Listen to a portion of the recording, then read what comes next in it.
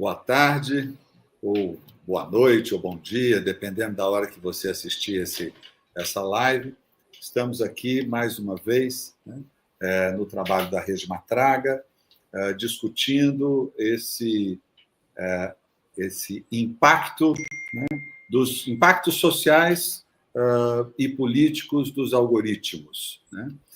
A nossa ideia na rede é sempre trazer a possibilidade de aumentar os nossos conhecimentos sobre a questão das redes, a questão da inteligência artificial, dos algoritmos, né, para que a gente possa contribuir para que o nosso trabalho e a nossa compreensão sobre o tema da manipulação de subjetividade esteja sempre maior. Hoje nós teremos aqui conosco o professor Ricardo Fabrino Mendonça, que é professor do Departamento de Ciência Política da UFMG e pesquisador do Instituto Nacional de Ciência e Tecnologia em Democracia Digital e Research Fellow do Centre of Deliberative Democracy and Global Governance da Universidade de Canberra, na Austrália. O professor Ricardo, juntamente com o professor Fernando Figueiras e o professor Virgílio Almeida, são autores de um livro recentemente publicado pela Universidade de Oxford, né, sobre o institucionalismo algorítmico, né? E é disso que ele vai falar para nós. Professor Ricardo, esteja aí terminando, complementando a sua apresentação e vamos lá, vamos ao trabalho. Obrigado, Francisco, pelo convite. Agradeço a oportunidade de falar sobre o nosso trabalho e poder discutir essas ideias. Então, agradeço pela apresentação gentil, pelo convite, pelo interesse, pelas ideias que a gente trabalha no livro. Agradeço também as demais pessoas envolvidas com o trabalho da rede, né, o Marcos e o Everton, que estão aqui conosco. Agradeço ao convite e a oportunidade para essa discussão. Eu vou passar a apresentação dos slides, e aí de um conjunto de slides, e que puxa a discussão em que eu apresento um pouco as ideias do livro. Peço só, eu visualizo a minha tela com os slides, e nesse sentido, se houver alguma interrupção de conexão, alguma quebra, vocês me avisem por voz, porque eu não consigo visualizar a imagem de vocês, tá ok? Bom, então eu vou apresentar essa ideia de institucionalismo algorítmico, né? Começando um pouco com o que nos leva aqui, né? Eu sou da área de ciência política, eu sou professor de ciência política, e você tem uma atenção crescente aos impactos de mídias sociais na democracia que gerou uma atenção maior à questão dos algoritmos. Algoritmos se tornaram, em alguma medida, uma palavra mais recorrente, mais comum do vocabulário da ciência política, das preocupações sobre políticas. E, sobretudo, quando a gente pensa questões de uma esfera pública tomada por robôs, questões de desinformação, o debate sobre a existência ou inexistência de bolhas, né? São debates acadêmicos, empíricos, relevantes. Mas se a gente para pensar de alguma forma mais geral, nós dependemos de algoritmos para um número crescente de atividades que atravessam a vida de formas mais complexas. Algoritmos estão presentes na forma como hoje nós nos movemos pela cidade, utilizamos aplicativos de deslocamento que reconfiguram formas de ocupação do urbano, formas de mobilidade. A gente pode pensar em algoritmos que, de alguma forma, estão numa dimensão muito básica do funcionamento da sociabilidade contemporânea, para o estabelecimento de laços afetivos e de desejos. Se a gente pega uma série de aplicativos de relacionamento, Tinder e variáveis, por exemplo, né? A gente pode pensar no impacto que algoritmos têm tido no setor produtivo, na indústria, na própria agricultura, no monitoramento de solos, monitoramento de pragas de uma forma mais ampla, né? A gente usa algoritmos, emprega algoritmos para coisas sociais muito relevantes e básicas hoje, como acesso a conjuntos de políticas sociais, a um conjunto de benefícios. E algoritmos vão ocupando cenas cada vez mais centrais e relevantes do aspecto mais importante da política, que tem a ver com possibilidades de viver e morrer. Tem uma série de algoritmos hoje sendo empregados, por exemplo, por hospitais para definição do grau de gravidade de uma determinada enfermidade de uma pessoa e a possibilidade de alocação de um tipo de tratamento específico para algumas pessoas e não para outras, né? você tem algoritmos empregados em filas de transplantes de órgãos, você tem algoritmos mobilizados no sistema judiciário dos Estados Unidos, por exemplo, para a decisão da dosimetria penal, né? Tem algoritmos sendo empregados em grandes empresas, grandes corporações, para definição dos turnos de trabalho, a partir de qual que é a hora que a loja vai estar mais cheia, qual que é a hora que na loja o setor de calçados ou o setor de alimentação tem maior demanda, em que época do ano, em que contexto. Então, você tem um emprego de grandes massas de dados, com processos automatizados para tomadas de decisão de forma muito pervasiva em diversas dimensões de relações sociais. E é nesse sentido e nesse contexto que a gente se propôs a discutir esse livro, né? Que é uma proposta conceitual para pensar como é que algoritmos são artefatos sociotécnicos que estruturam a nossa capacidade de tomada de decisão. O argumento central desse livro, escrito em conjunto com o professor Fernando Filgueiras e o professor Virgílio Almeida, é de que a gente pode pensar algoritmos como instituições. Eu vou falar mais sobre um pouquinho o que é essa ideia de instituições, que estabelecem balizas para comportamentos individuais com implicações coletivas. E o livro, então, ele se propõe, em alguma medida, a olhar para essa algoritmização da sociedade, para essa pervasividade de algoritmos, não só nas redes sociais, nas plataformas de comunicação, mas nessas dimensões cotidianas que atravessam a nossa vida de forma muito constante, muito corriqueira e muitas vezes muito opaca, né? Para entender como é que isso tem balizado uma série de ações humanas, né? E, por outro lado, como é que, se a gente mobiliza a literatura institucionalista para ler algoritmos, como é que, por outro lado, pensar algoritmos como instituições também ajuda a gente a repensar o que são instituições e como pensar sobre instituições. Quando eu estou falando sobre instituições, de uma forma muito geral, né, tem uma definição muito recorrente na ciência política que pensa a instituição como uma coleção relativamente duradoura de regras e práticas organizadas, incorporadas em estruturas de significado e recursos que são relativamente invariáveis diante da rotatividade de indivíduos e relativamente resilientes às preferências idiosincráticas, expectativas individuais e às circunstâncias externas em mudança. O que isso quer dizer na prática? Traduzindo um pouco, essa aqui é uma citação de um livro bastante relevante da área de ciência política de 2006. Traduzindo isso um pouco, instituições são conjuntos de regras que podem ser formais ou informais, que vão balizar escolhas individuais, ou não só escolhas intencionais, mas comportamentos individuais, que têm implicações coletivas e que vão balizar comportamentos individuais e essas implicações coletivas a partir da distribuição de sentidos e de recursos. E é isso que, de alguma forma, grande parte da ciência política estuda por muito tempo, né? Qual que é o papel dessas instituições na forma como nós nos comportamos? E ao pensar, então, algoritmos como instituições, a gente começa a olhar para algoritmos como estruturas de regras formais e informais que começam a balizar contextos de ação humana e de interação humana. Nessa proposta, e de forma muito específica, o que as instituições fazem?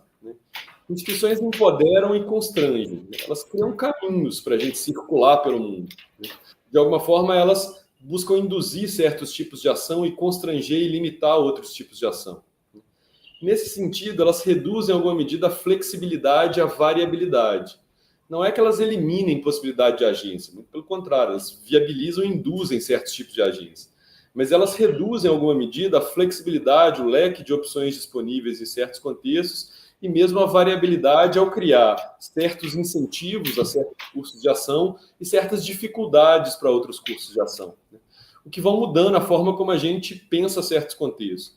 Eu gosto de brincar muito, e aqui essa imagem talvez seja representativa a esse respeito, como é que, quando criança, eu sabia nome de ruas, a gente se orientava espacialmente por nomes de ruas, formas de ocupação, como é que a gente dava indicações, né? Hoje é muito difícil a gente imaginar que a gente vá a qualquer lugar que a gente desconheça sem acesso a algo como um Google Maps, que de alguma forma nos constrange, nos induz a passar por certos lugares, cria incentivos, mapeia trânsito e, de algum modo, baliza ações. Não que eu só possa circular com o Google Maps ou com o Waze, não que eu não possa fazer um caminho alternativo, por exemplo, quando eu quero passar por um outro caminho, porque eu gosto de ver uma árvore sistematicamente, e nesse caminho que o Google Maps me indica para passar, eu não vou ver a árvore que eu gosto de ver. Mas como é que, em alguma medida, essa própria ocupação do espaço se vê balizada por algoritmos, né?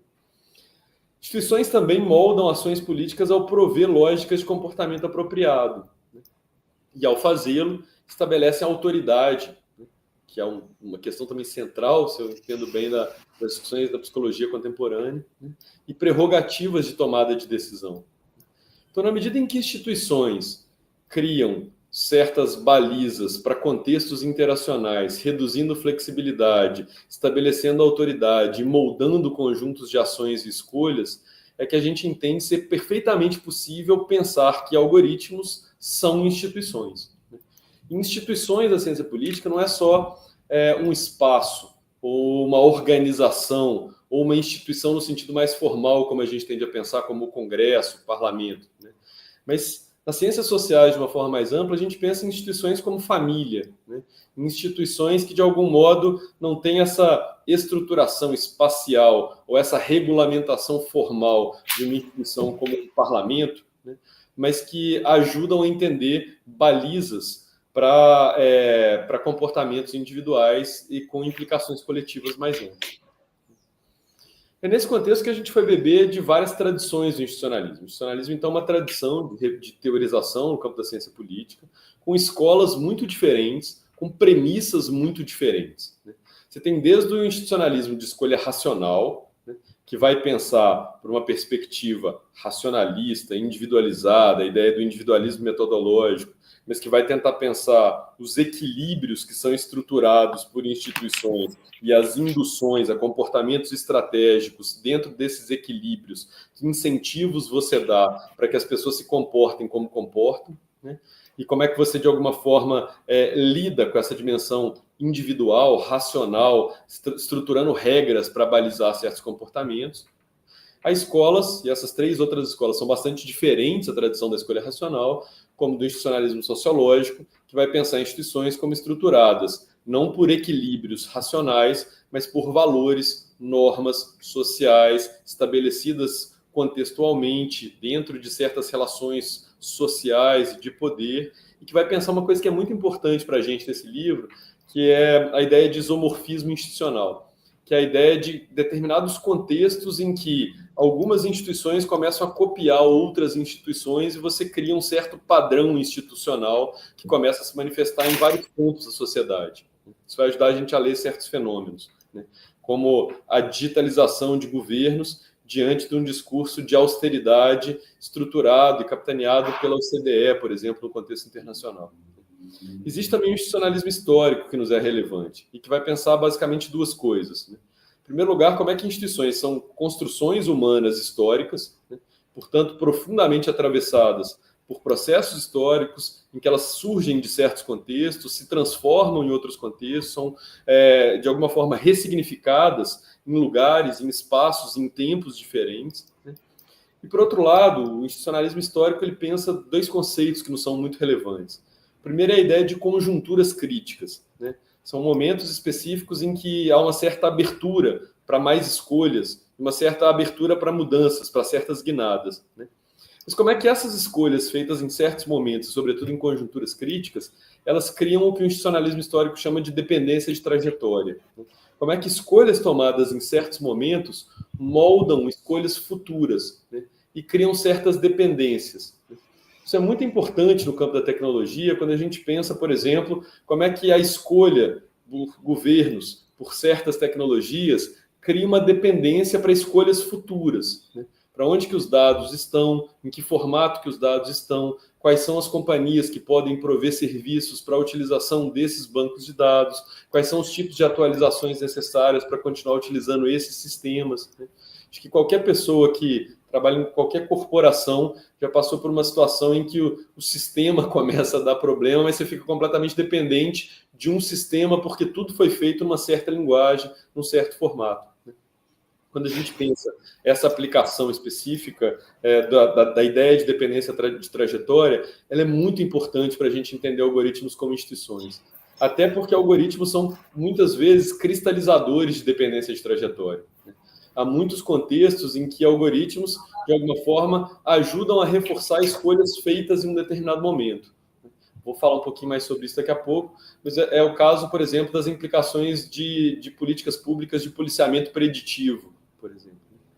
Mas existe uma quarta tradição do institucionalismo, que é o institucionalismo discursivo, que tende a pensar fundamentalmente como é que instituições, essas regras formais e informais das quais a gente fala, são profundamente atravessadas por discursos, por processos de estruturação de sentidos. E como é que essa dimensão discursiva das instituições é muito importante para a gente entender o tipo de estruturação de contextos interacionais feitos por instituições e a forma como essas instituições balizam certos scripts, roteiros que a gente tem na hora de se comportar em diferentes situações. Então, o que a gente faz no livro é voltar essas 4 tradições, explorar um pouco diferenças, premissas delas, para estruturar um argumento sobre, para ler algoritmos como instituições. E, para tanto, a gente faz uma grade analítica. O movimento do livro é construir uma grade analítica baseada nessas 4 tradições do institucionalismo e aplicá-la a 3 conjuntos de casos. Para entender algoritmos como instituições, a gente acha que tem que olhar para aqui. Em primeiro lugar, para como que algoritmos, como qualquer outra instituição, como é que eles são construídos e desenhados. Então, como é que algoritmos eles são processos que envolvem o planejamento, que envolvem intencionalidade, que envolvem interesses, mas que, como qualquer outra instituição, esse desenho ele não faz parte só das intenções de codificadores ou das empresas que projetam algoritmos. E como qualquer instituição, o desenho desses algoritmos também vai se abastecer de dados que não foram produzidos por essas companhias ou por esses codificadores que desenharam, pelos usuários e usuárias desses algoritmos, pelas conversas que algoritmos têm com outros algoritmos, porque a gente está falando de sistemas algoritmos complexos que de alguma forma se atravessam. Então, como é que você tem um processo de construção e de desenho institucional bastante complexo que é atravessado por vetores de forças distintas, dentre elas uma que é frequentemente tematizada, mas que é só uma, muito relevante, mas é uma, que são as intencionalidades e os interesses de corporações e de codificadores que produzem certos algoritmos. Segunda dimensão que a grade analítica se propõe a utilizar é olhar para a história. Né? Olhar para momentos críticos em que, conjunturas críticas em que certas escolhas foram feitas, o impacto que isso tem nas escolhas subsequentes e como é que algoritmos são construções que vão se desenvolvendo historicamente em diálogo com seus contextos e também que vão se transformando historicamente. A terceira dimensão da grade analítica é olhar para regras e normas. Como é que algoritmos, de alguma forma, estruturam ou criam contextos dentro dos quais nós, seres humanos, agimos, né? Tanto do ponto de vista individual como do ponto de vista coletivo. Como é que há tentativas de induzir né, certos tipos de comportamento e como é que há, de alguma forma, implicações coletivas acerca desses comportamentos que são induzidos por certos algoritmos em alguns contextos específicos. Isso nos leva a implicações de poder dos sistemas algorítmicos, que é a quarta dimensão. Algoritmos são, hoje, estruturadores de relações de poder. Ajudam a distribuir poder das formas as mais variadas. E basta a gente pensar esses contextos. A gente está muito habituado a pensar redes sociais. Mas se a gente pensa aplicações algorítmicas em conflitos armados, né? E a gente pensa a utilização de armamentos letais autônomos, em que a própria decisão de apertar ou não um gatilho, de escolher certos alvos, começa a ser automatizada, como é que a gente tem a estruturação de relações de poder atravessadas por decisões automatizadas que mudam a nossa própria compreensão do que significa produzir conflito e quais são as implicações desses conflitos. Hoje existe um campo gigantesco de estudos sobre racismo algorítmico. Com estudos, tem um estudo muito importante que foi publicado pela Science em 2019, que mostra como é que algoritmos utilizados por hospitais para classificar o grau de gravidade, de enfermidade em certos pacientes, como é que ele era atravessado por um viés racial gigantesco. O estudo evidencia que negros e negras precisavam estar muito mais doentes para receber a mesma classificação que brancos e brancas. E não porque o algoritmo utilizasse raça como um dos fatores para classificar a enfermidade, mas porque o banco de dados em torno do qual girava esse algoritmo utilizava outros elementos que poderiam fazer sentido, como, olha, eu acho que eu vou... um dos elementos que eu preciso considerar para dizer quão grave essa pessoa está é quanto que ela já gastou com a saúde dela. E claramente o gasto estava associado à classe e à raça, no contexto norte-americano, que é esse estudo específico. E nesse sentido, o algoritmo que começa a utilizar um dado que era mobilizado para classificar as pessoas, ele começa a reproduzir isso e a tornar isso mais objetivo, entre mil aspas. Ele começa a naturalizar um viés, que é a mesma coisa que acontece, por exemplo, com policiamento preditivo.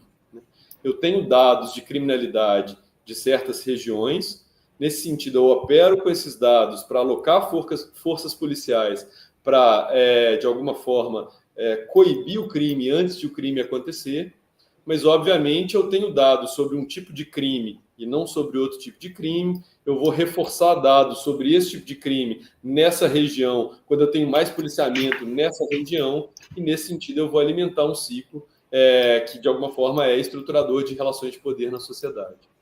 Então, tem muitos estudos que começam a trabalhar com essa centralidade das relações de poder nas decisões automatizadas atravessadas por algoritmos. Se, por um lado, isso é forte, isso é estrutural, por outro lado, tem uma quinta dimensão que fala de gaming, né, de jogos. Como é que nós, indivíduos, jogamos com algoritmos? Como é que a gente, muitas vezes, brinca com algoritmos ou busca manipular algoritmos para obter coisas deles? Como é que, às vezes, a gente classifica filmes de forma não tão precisa no Netflix, por exemplo, que a gente gostaria de ser surpreendido? Como é que, eventualmente, sei lá, numa plataforma de relacionamento, eu posso não ser absolutamente preciso, exatamente para abrir margem para o algoritmo não me conhecer tanto? Como é que eu posso, de alguma forma, você tem elementos de protesto, por exemplo, para tentar fugir de reconhecimento facial. Eu estou lembrando de um caso de um artista alemão que ele circulava pelas ruas de Berlim com um carrinho cheio de telefones celulares vinculados ao Google Maps para, de alguma forma, enganar o algoritmo do Google Maps como se tivesse um trânsito gigantesco numa rua absolutamente vazia, né? Obrigando o Google Maps, em alguma medida, a mandarem os outros carros a circularem por rotas alternativas, né? Então, algumas dessas demonstrações artísticas que falam um pouco desse potencial que é pequeno, assimétrico, eventualmente raro, mas que a literatura tem mapeado muitos desses casos de maneiras pelas quais sujeitos jogam, de forma mais ou menos consciente, com algoritmos para lidar com dimensões do seu cotidiano. Muitos estudos, por exemplo, sobre trabalhadores uberizados, plataformizados, entregadores, né, da forma como lidam com algoritmos para a sua rotina de trabalho e como começam a compreender e a jogar com esses algoritmos. E a sexta e última questão para a qual a gente olha são as dimensões discursivas dos algoritmos. Entendendo, em primeiro lugar, como é que algoritmos são atravessados por discursos. Basta a gente olhar como é que ferramentas como o ChatGPT, por exemplo, tem todo um debate público em torno dele, popularizou enormemente a discussão sobre inteligência artificial, a discussão sobre regulação, o L2338, por exemplo. Então, como é que a gente pode pensar os próprios algoritmos, muitas vezes, como um tipo de discurso? É uma linguagem que codifica certas coisas, que manifesta certas posições com uma dimensão performativa, né, com efeitos perlocucionários práticos sobre a realidade, e como é que isso, de algum modo, pode ser pensado como uma camada discursiva da configuração das sociedades no contemporâneo. É com base nessas questões que o livro, eu vou pular um slide, mas para falar um pouco da estrutura do livro. Com base nessa grade analítica que a gente estrutura o livro em 6 capítulos fundamentais. O primeiro capítulo discute a algoritmização da sociedade. O segundo capítulo apresenta essa grade analítica que eu estou apresentando, né, pensando especificamente a aplicação dessa grade para analisar diversos fenômenos e reconstrói um pouco essa grade. E aí a gente olha nos capítulos 3, 4 e 5 para 3 conjuntos de fenômenos distintos, ainda que sobrepostos. Capítulo 3, a gente aplica essa grade analítica para pensar sistemas algorítmicos na área de segurança pública. E aqui a gente está olhando fundamentalmente para 3 coisas: reconhecimento facial, policiamento preditivo e armamentos letais autônomos. Tentando entender como é que eles são desenhados, quais são as implicações de poder, como é que a gente pensa em termos de regras e normas, que tipo de jogos há entre sujeitos com essas tecnologias, quais são as dimensões discursivas que atravessam esses algoritmos, e a gente faz uma análise de um conjunto de fenômenos vinculados a aplicações na área de segurança, que tem despertado um grande conjunto de discussões, inclusive com as implicações dessas políticas de segurança, dessa algoritmização da segurança no contemporâneo, suas implicações sobre sujeitos. O capítulo 4 olha para a plataformização de governos, e, sobretudo, para a centralidade que algoritmos têm adquirido no acesso a um conjunto de políticas, sobretudo políticas sociais.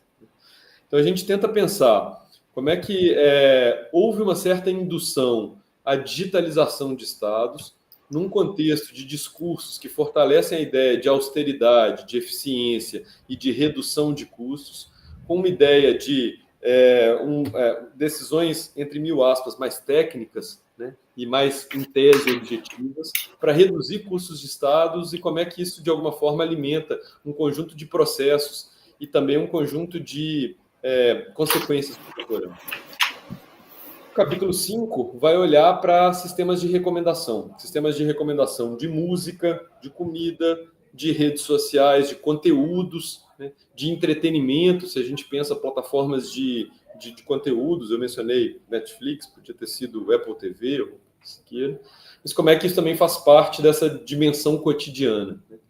Como é que nessas três aplicações que a gente olha, nesses três capítulos distintos, a gente observa a estruturação de sistemas de decisão automatizada, balizando contextos nos quais nós agimos e, de alguma forma, buscando estruturar e induzir certos tipos de ação e constranger ou dificultar outros tipos de ação. O capítulo final, que é o capítulo 6, discute a ideia de democratização de algoritmos. E aqui eu começo a caminhar para o final, não sei se eu estou me estendendo muito, mas eu começo a caminhar para o final. A gente começa a discutir no debate sobre teoria democrática. Em primeiro lugar, como é que há hoje uma tentativa de articulação de uma ideia de epistocracia que se coloca como alternativa à democracia. Há muita literatura contemporânea voltando a um debate clássico da teoria política e que diz que a democracia não dá conta de lidar com problemas contemporâneos, com problemas como emergência climática, com problemas como a complexidade das políticas públicas. E, nesse sentido, aposta em formas de produção de decisão mais calcadas na ideia de conhecimento científico, entre aspas. E como é que isso coloca desafios para a própria sobrevivência da democracia? Então, um dos diagnósticos da crise da democracia é que você tem fortalecido um argumento por decisões em que a gente abriria a mão da política, por argumentos que seriam decisões mais técnicas, mais objetivas, e que, de alguma forma, eliminariam a necessidade da política, que não estaria dando conta de produzir as decisões necessárias em contextos muito complexos. A gente entende um pouco esse cenário dos algoritmos, né, da algoritmização da sociedade, como indutor desse discurso epistocrático. E tenta pensar nesse capítulo a necessidade de fortalecer discursos sobre a democratização de algoritmos. Mas como é que a gente democratiza essa coisa? Que é difícil de entender, que é confusa, que é opaca, né? Que tem consequências ambivalentes e que tem muitos interesses econômicos muito pesados na base deles. E nosso argumento é de que é exatamente porque essas instituições algorítmicas são confusas, são opacas, são ambivalentes, e exatamente porque tem muita relação de poder econômico envolvido nelas, né, que a gente pensa que é necessário democratizá-las. Porque eu, pelo menos como cientista político, desconheço qualquer instituição que não seja confusa, que não seja opaca e que não seja atravessada por interesse, por relações de poder. E é nesse sentido que, se algoritmos podem promover valores epistocráticos, a gente argumenta que a gente precisa, para o bem da democracia, reaproximá-los de valores democráticos. E a gente conclui o livro discutindo um pouco isso, assim, né? Tem um debate da regulação, mas que tipo de regulação pode democratizar o algoritmo? E, nesse sentido, é importante pensar o valor de participação social. E há uma série de projetos hoje pensando como é que essa regulação precisa de participação e para além da escala nacional. E há pelo menos 2 projetos, um de Yale e um de Stanford, tentando criar estruturas de discussão de governança global sobre algoritmos numa escala supranacional. Né? Em segundo lugar, como é que a gente pensa questões de igualdade? Né? Tem uma série de algoritmos induzindo a cristalização e a naturalização de desigualdades estruturais em nome de um suposto discurso objetivo e tecnocrático. Né? Como é que a gente pensa algoritmos que não naturalizam desigualdades que são injustas? Em terceiro lugar, o foco na pluralidade, que é muito importante para discutir redes sociais, por exemplo. Como é que há uma série de algoritmos limitando pluralidade, limitando possibilidade de contato com divergência, com visões opostas, e como é que é importante pensar formas de regulação que, de alguma forma, alimentem pluralidade, que não restringam pluralidade. Quarto ponto é pensar a responsividade, que é um ponto muito central nesse debate sobre algoritmos. E muitas vezes há uma crença na ideia de uma abertura da caixa preta, né? Como se fosse possível abrir o código e mostrar tudo que está ali dentro. Mas muitos dos algoritmos não funcionam assim, até porque algoritmos estão interagindo com outros algoritmos e com sujeitos de formas não totalmente previsíveis, né? Então tem muita discussão hoje sobre a necessidade de uma responsividade, não só sobre o código, mas sobre as consequências que certos algoritmos têm na sociedade. Quinto e penúltimo ponto aqui é a valorização de esfera pública, né? De uma qualidade epistêmica do debate, a necessidade de discutir sobre isso. E, nesse sentido, a popularização da inteligência artificial teve uma importância muito grande para que as pessoas começassem a discutir coisas como essa, né? Começassem a entender as implicações que algoritmos têm tido em várias esferas da vida social, né? E que a inteligência artificial, de alguma forma, projetasse, desse visibilidade para esse debate. E, por fim, proteção a liberdades fundamentais, né, como um valor fundamental de democracia. A gente tem todo um contexto do capitalismo de vigilância no contemporâneo que cria certas dificuldades, certos dilemas quando a gente pensa em liberdades fundamentais. Né? A pervasividade, formas de vigilância, de monitoramento dos indivíduos, né? Em que o Estado não se tornou mais transparente, mas as pessoas se tornaram mais transparentes.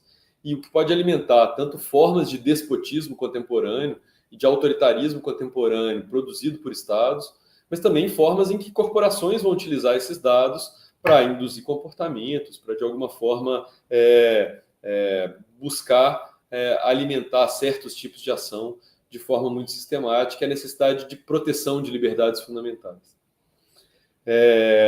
Eu fico por aqui, eu peço desculpas por tentar apresentar o livro todo de forma bastante rápida, né? Mas esse é um pouco o argumento do livro Institucionalismo Algorítmico, que eu queria apresentar em linhas gerais e me colocar à disposição para perguntas ou para interação a partir dessas ideias. Mas agradeço novamente o convite e a atenção de todas e todos. Muito obrigado, Ricardo. Então, vamos lá? Marcos Ferreira quer fazer uma consideração inicial? Eu gostaria de saber quando é que a gente vai ter mais facilidade no Brasil de acesso ao texto. Vocês estão tratando disso já? Porque há um enorme interesse pelo texto, mas ele ainda está de difícil acesso para a maioria de nós. Eu já respondo? Pode sim, sem problema. Tem duas formas. Assim. A gente tem procurado fazer alguns textos menores, mais acessíveis, com a apresentação do argumento. Então, saiu agora um texto na Ilustríssima, por exemplo, na Folha de São Paulo, com o argumento do livro. Mas o livro está sendo traduzido pela editora Ubu, que assinou um contrato com a Oxford, comprando os direitos e produzindo essa tradução para sair no final do primeiro semestre de 2025. Isso é ótimo. Então, ele deve ficar mais acessível, tanto em termos linguísticos e, fundamentalmente, em termos do valor, né? Porque os valores que essas editoras internacionais operam são absolutamente inviáveis, inadequados, injustos e voltados para bibliotecas. Então, a gente teve um esforço para traduzir e conseguir que ele saia num valor mais acessível. É super importante esse cuidado que vocês estão tendo, Ricardo.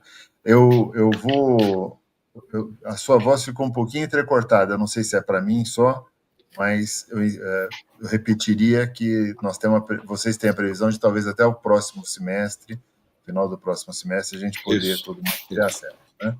Então, eu queria discutir com você, assim, perguntar para você, na verdade, como é que vocês pensam a questão de quem é o instituinte? No momento em que vocês tratam de forma muito convincente os algoritmos como instituições que estão produzindo efeitos e atende aos requisitos de reconhecimento do institucionalismo, ficou, para mim, uma questão assim, de quem é o instituinte, porque na maior parte das instituições, eu não sei se isso no institucionalismo é tratado, você tem essa discussão de quem o institui, né? Então, tem uma dupla questão nessa questão instituinte, que é quem é que institui essas instituições e como é que a gente pode se relacionar com ela, porque pela caracterização que vocês fazem, que a gente tem aprendido a olhar, é preocupante o avanço dos algoritmos, é uma coisa que causa preocupação para todos nós. E se os algoritmos estão conseguindo, ou quem os institui, estão conseguindo fazer que os algoritmos se tornem também instituintes. Entendi que sim, que pelas práticas que são geradas e que são construídas a partir da presença dos algoritmos, você tem essa coisa deles passarem a instituir coisas na sociedade. Porque eu completaria a minha questão assim, a listinha de providências que você colocou sobre como que a gente pode democratizá-los, na verdade, eu li a lista toda pensando, isso é democratizar a sociedade. Isso é democratizar. Os mesmos itens eu aplicaria para falar assim, como é que a gente vai fazer essa sociedade ficar democrática e como será possível fazer isso no mundo capitalista, né? Como que a gente vai conseguir fazer? Então, essa identidade mais geral com a sociedade, nas providências que você apontou, inclusive do ponto de vista econômico, né, num mundo considerado capitalista, que é capitalista, quer dizer, a maior parte de nós se pergunta assim, quem defenderá este mundo do jeito que ele está organizado, né? E parece que os algoritmos chegam como um mecanismo de aprofundar os problemas que a gente tem hoje no planeta, que podem ser mais difíceis de ser enfrentados. Seriam essas as questões que eu apresentaria, Chico, preliminarmente. Eu sugiro, talvez, se o Everton vai ter questões que a gente já chame o Everton para propor questões também, facilita a vida do Ricardo para ele poder juntar os problemas que a gente percebe. Legal, Everton.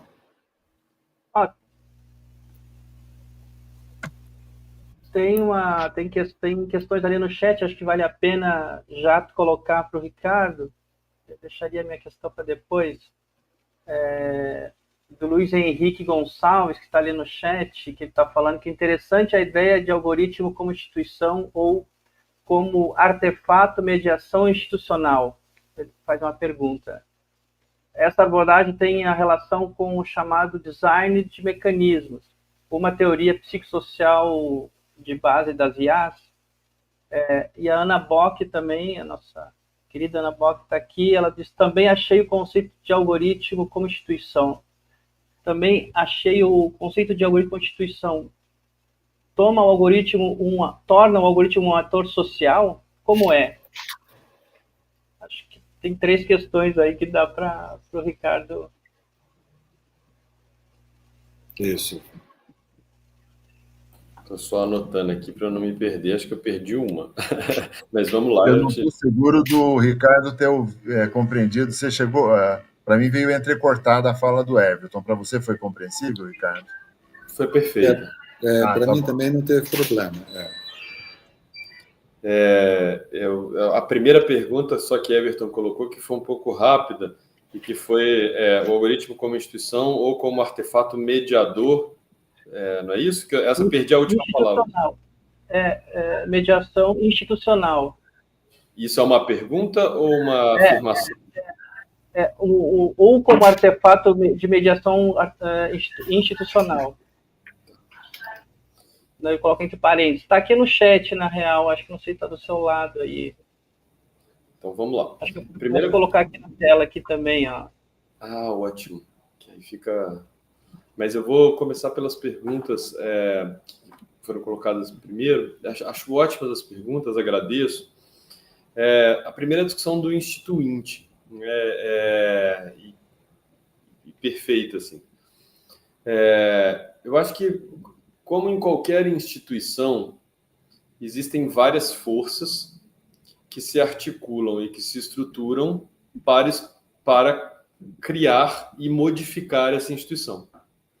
Então, para começar numa resposta ainda mais genérica, depende do que eu estou analisando.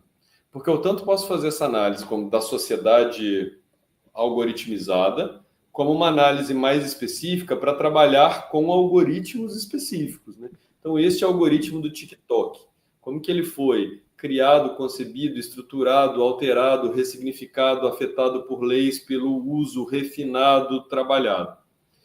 E nesse sentido, a gente opera no livro com uma ideia de que esse processo instituinte é um processo essencialmente relacional, com vários atores, que envolvem os atores que estão idealizando, implementando, concebendo, produzindo, mas os atores que estão mobilizando, usando, tanto de uma forma mais cotidiana, como para produzir outros insumos em outros contextos.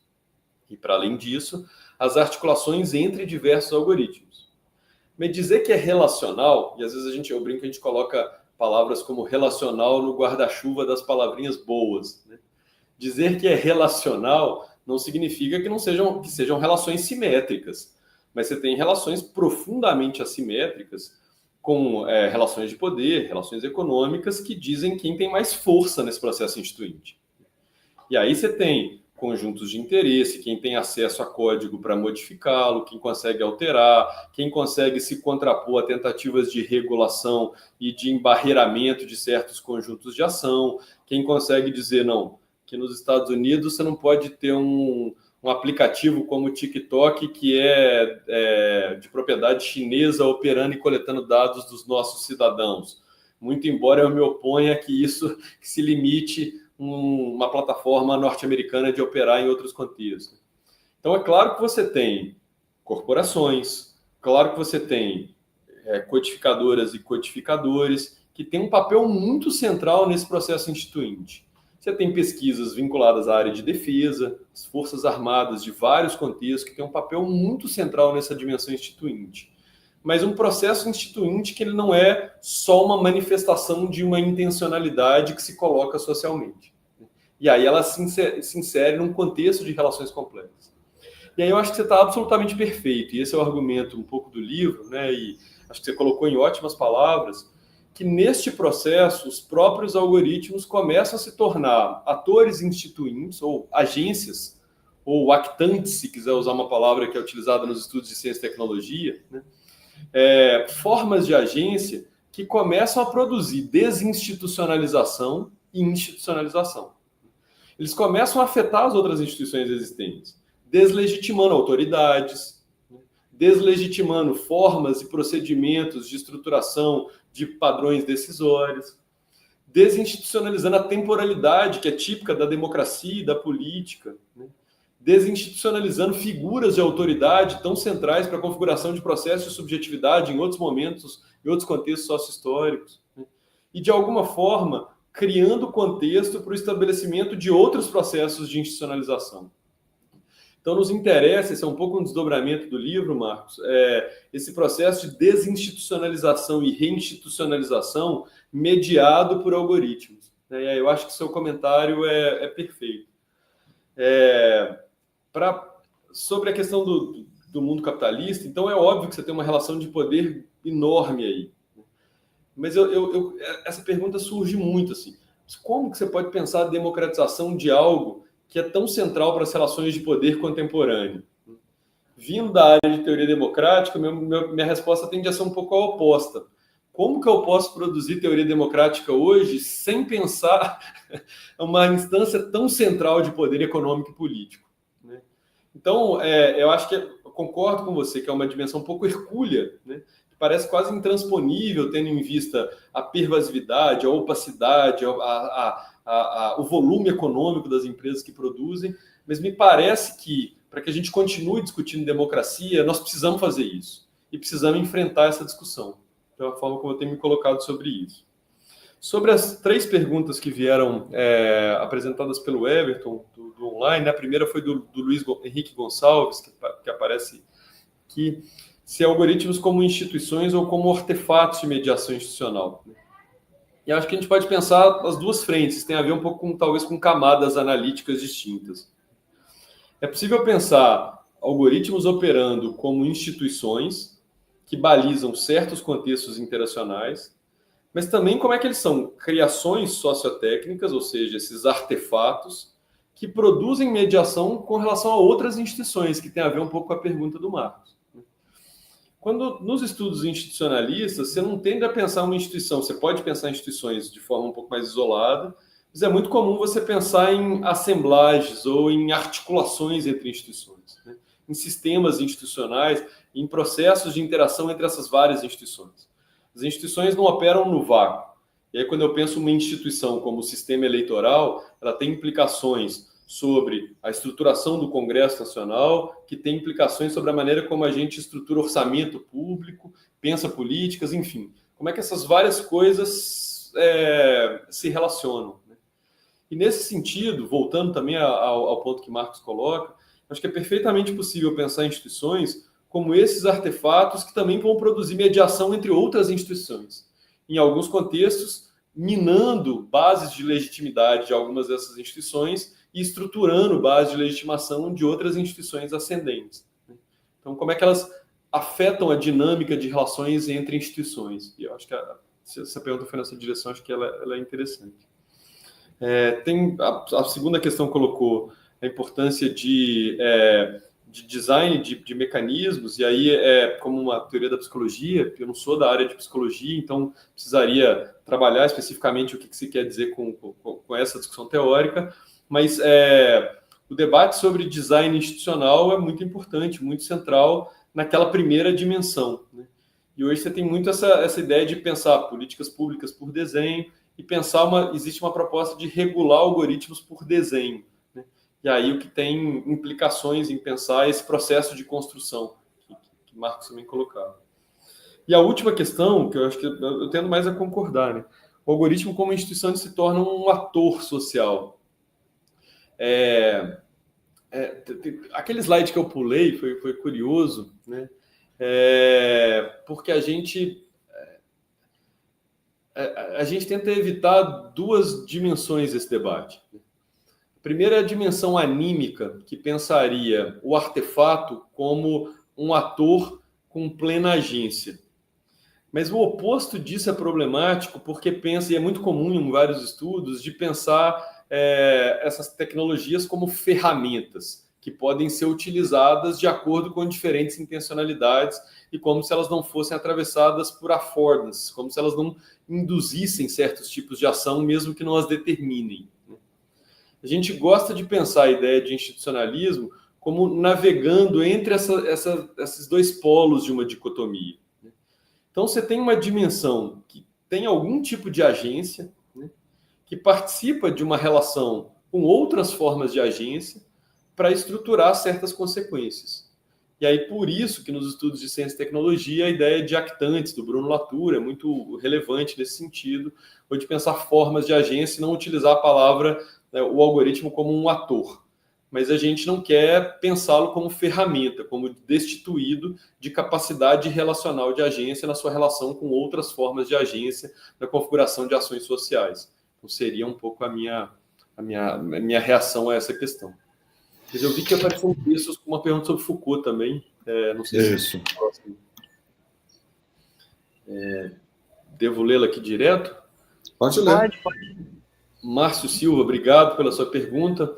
Essa concepção de algoritmo como instituição me fez lembrar de Foucault, nos anos 70, que propõe a instituição como um mecanismo coercitivo, que submete os sujeitos aos dispositivos de poder. Interessante, Foucault é uma figura muito central nesses debates, né?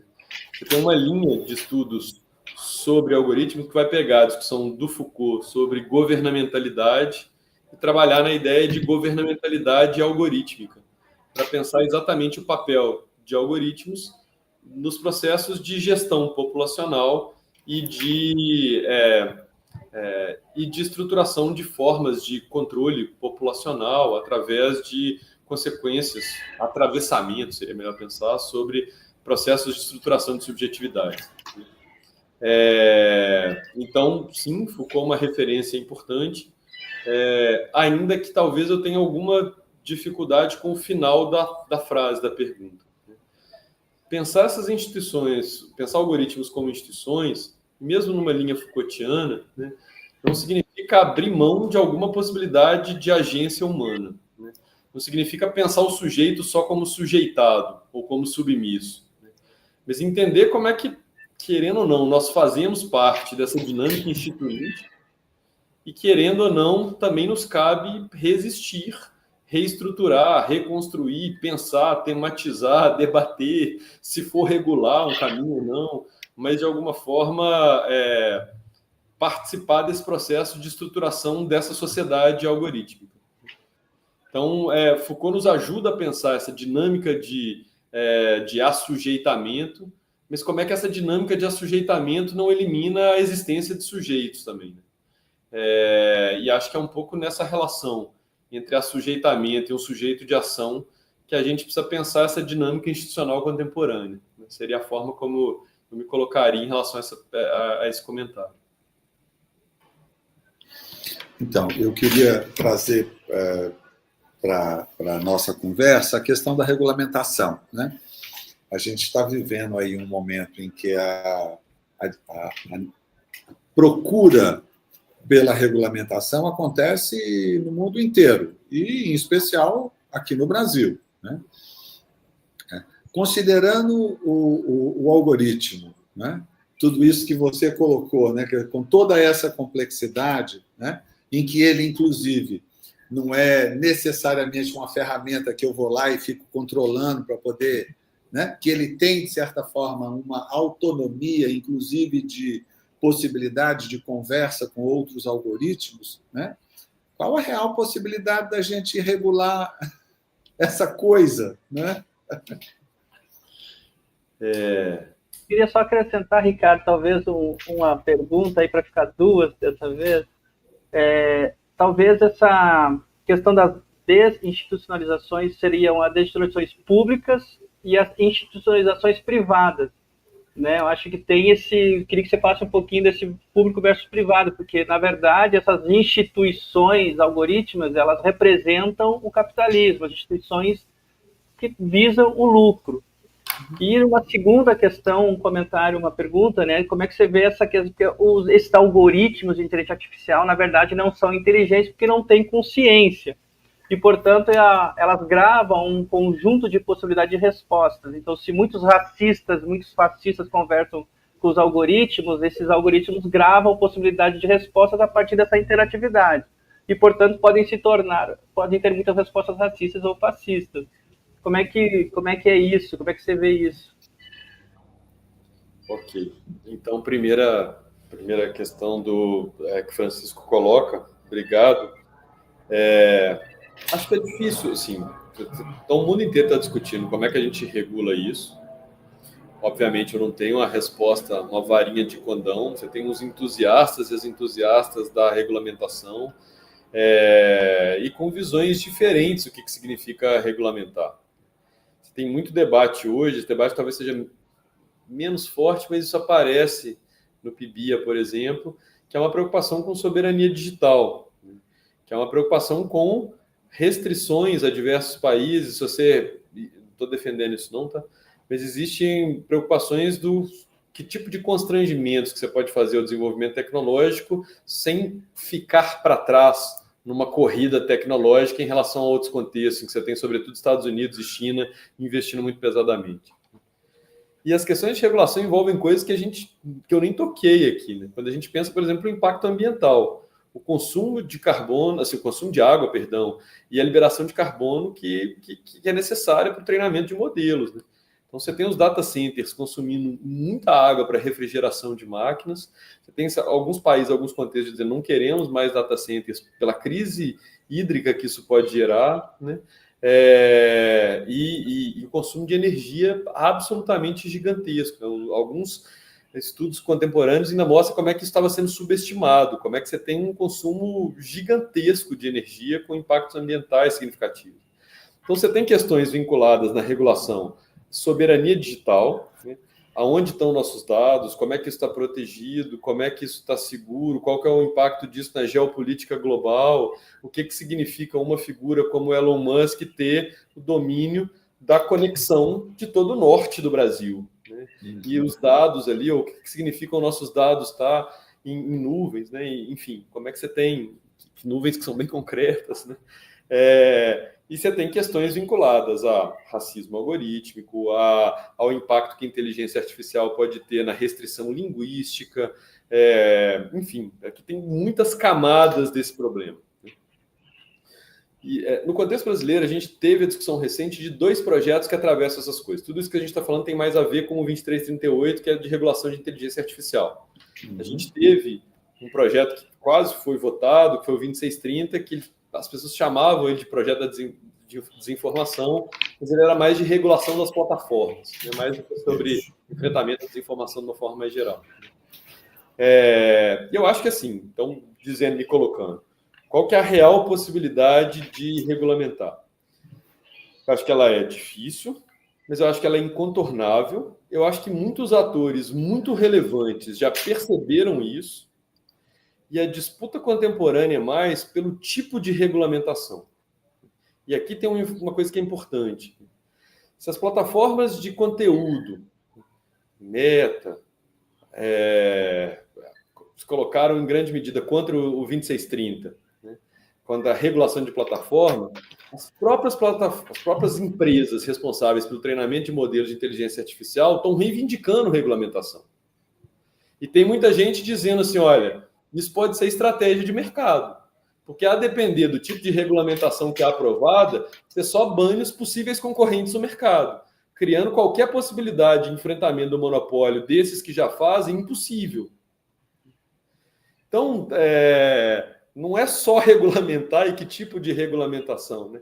Mas como é que essa regulamentação é construída, o tipo de debate que isso precisa ter, como é que a gente torna essa discussão mais acessível, como é que as pessoas entendem as implicações disso, como é que isso se torna um problema público.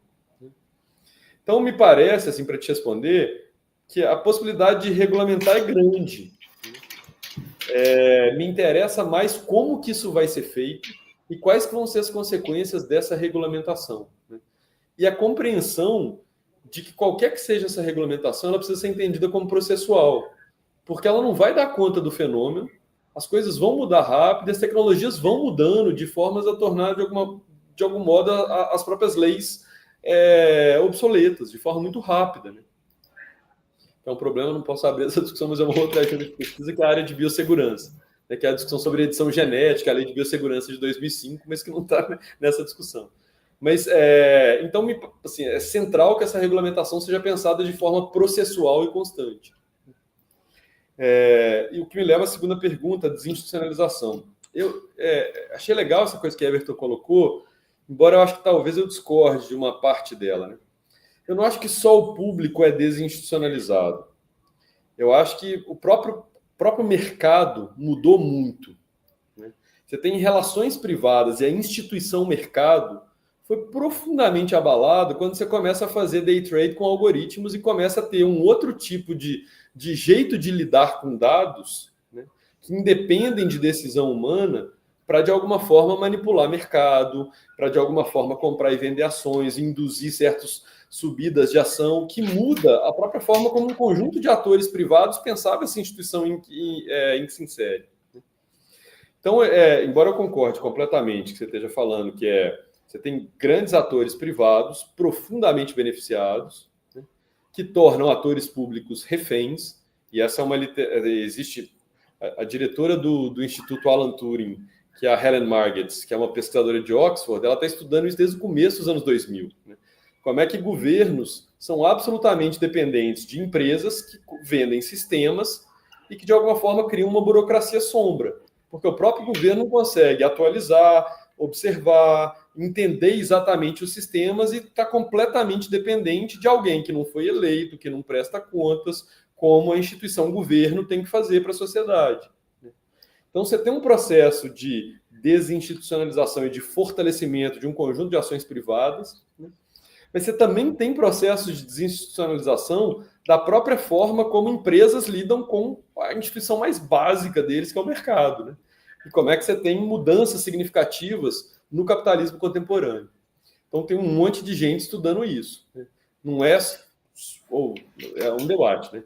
É o bom e velho capitalismo ou é um capitalismo ressignificado? E aí você tem um capitalismo de vigilância da Shoshana Zuboff, você tem a ideia de colonialismo de dados do Merrias e do Couldry, com ideias de mudanças pelas quais o processo, as relações econômicas passam, o capitalismo passa, e que capitalismo é esse no qual a gente se insere no contemporâneo, que forças são essas que, de alguma forma, ocupam a centralidade do capitalismo, que continua dependendo muito fortemente do poder público para existir, inclusive pela forma como ele regulamenta essa existência do capitalismo.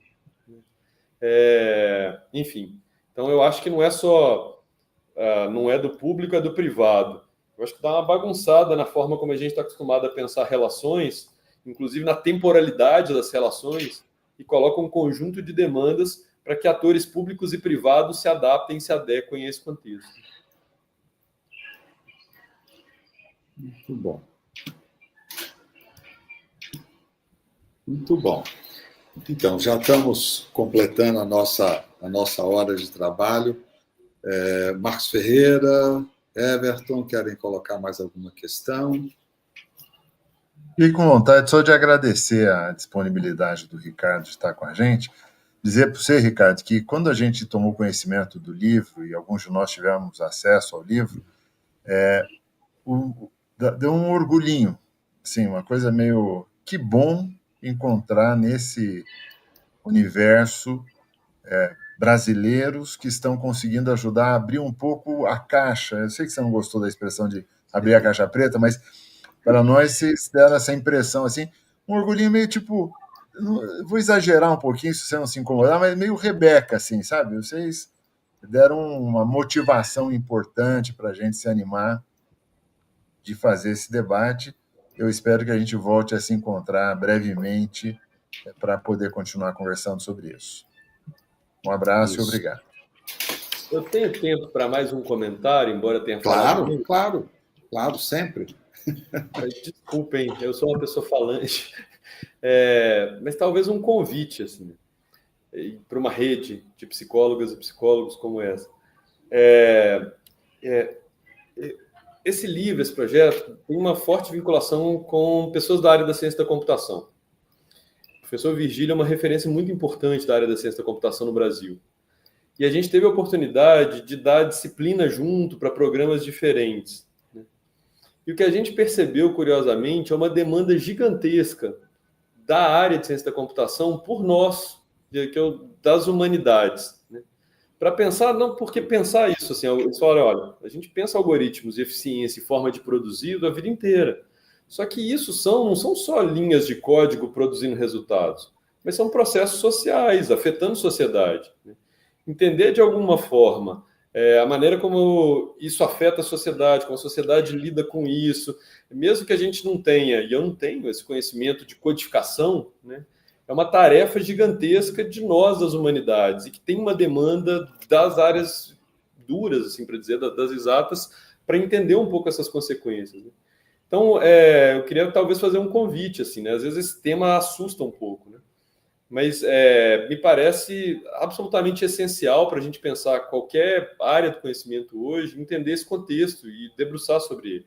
Eu acho que muita gente da psicologia tem feito muitas pesquisas muito importantes sobre isso, e acho que é um campo gigantesco e necessário, né, que tem gerado muito interesse de uma forma ampla, e acho que precisa de muita gente pesquisando isso em várias disciplinas. Então, só deixar o convite para que as pessoas não se amedrontem com a ideia de algoritmos, porque eles estão aí gerando consequências. Talvez estudar essas consequências, esses processos, as implicações, esses atravessamentos, é dever um pouco de todos nós, né? Então, só deixar esse recado final. E agradecer de novo pelo convite, pela oportunidade para discutir com vocês. Muito bem. Então, muito obrigado, Ricardo. Muito obrigado, Marcos Ferreira, Everton. Né? Muito obrigado aí a turma que está aí no nosso backstage, Ana Bock, Beatriz, Márcio, né? Uma turma grande que Luiz Henrique, Cândida, são pessoas, Luanda, né? São pessoas que estão aí no dia a dia fazendo essas discussões conosco. E certamente vamos ver em 2025 uma outra oportunidade para continuar essa conversa. Essa conversa certamente, né, terá muitas consequências aí que virão, né, nesse ano de 2025 e que certamente nos trará de novo de volta isso. Ricardo, então, muito obrigado. Muito obrigado pela sua disponibilidade. Chico, só ler esse comentário da Ana Bock, que eu acho que é importante, né, que ela fala, Ricardo, temos tido exatamente essa preocupação. Nos preocupa o silêncio da psicologia sobre essa questão. O Instituto Silvia Lane tem colocado essa questão como uma das prioridades. Exato. Fico à disposição aí para, se quiserem discutir mais, em outros contextos, fico à disposição. Isso. Muito obrigado, então.